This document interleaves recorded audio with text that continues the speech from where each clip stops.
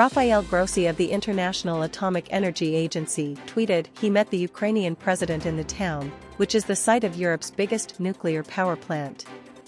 The plant has lost several of its power transmission cables during the war, and on multiple occasions has had to switch to emergency diesel generators.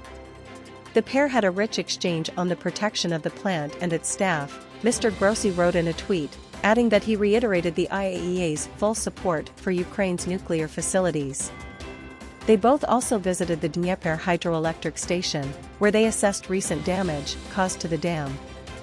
German prosecutors have searched the home of two pro-Kremlin activists, looking for evidence that the couple donated cash to buy radios for Russian soldiers in Ukraine. Max Schlund and his partner Elena Kolbasnikova allegedly donated funds collected from supporters in Germany to a Russian army division, and the money was used to purchase walkie-talkie radios, headphones, and telephones. German Leopard 2 tanks arrive in Ukraine. The 18 vehicles arrived in the country today, according to a security source. Germany pledged to send the battle tanks in January after lengthy negotiations between NATO partners. Besides the 18 main battle tanks, 40 German Marder infantry fighting vehicles and 2 armored recovery vehicles had also reached Ukraine, the source said.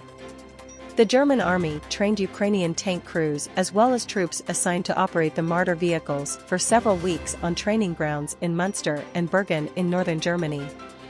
Along with the German vehicles, 3 Leopard tanks donated by Portugal also reached Ukraine.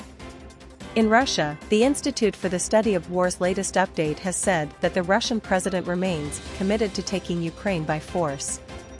According to the think tank, he hasn't shifted in his aims since the war broke out, and none of the failures of his major military efforts have convinced him to come to the negotiating table.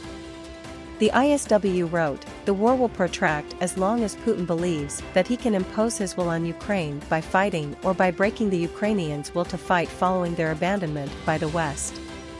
Only a series of Ukrainian victories might persuade Putin to negotiate on terms other than territorial conquest of Ukraine," according to the think tank.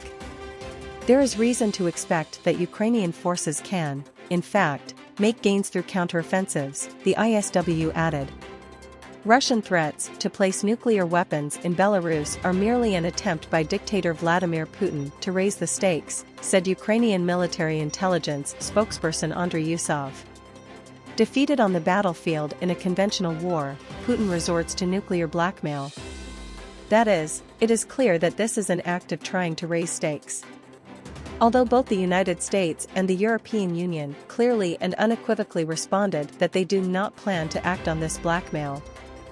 Putin claimed on March 25 that his country intends to place tactical nuclear weapons in Belarus due to the UK Defence Ministry's recent move to supply Ukraine with ammunition containing depleted uranium. Japanese Prime Minister Fumio Kishida said on March 27 that he will call on China to act responsibly regarding Ukraine, as cited by NHK. Japan's statement referred to Beijing's 12-point peace plan published on February 24, which urges both parties to seek dialogue. Russia has shown no signs of concession as it continues to attack Ukraine, Kishida said. It is up to the Ukrainian people whether they will start negotiations that would determine their country's future. Kishida's remarks come soon after a historic meeting with President Volodymyr Zelensky on an unannounced visit to Kyiv. The PM added that Tokyo will also provide Ukraine with $470 million in grant aid for the country's energy sector and other industries. Russia is supplying Iran with technology to bolster its cyber warfare capabilities, The Wall Street Journal reported on March 27. The military cooperation between the two countries has been steadily growing since the onset of Russia's all-out war in Ukraine. According to The Wall Street Journal, Russia has likely been supplying Iran with more advanced technology to spy on dissidents' phones and software, internet censorship software, eavesdropping devices, surveillance cameras, and lie detectors.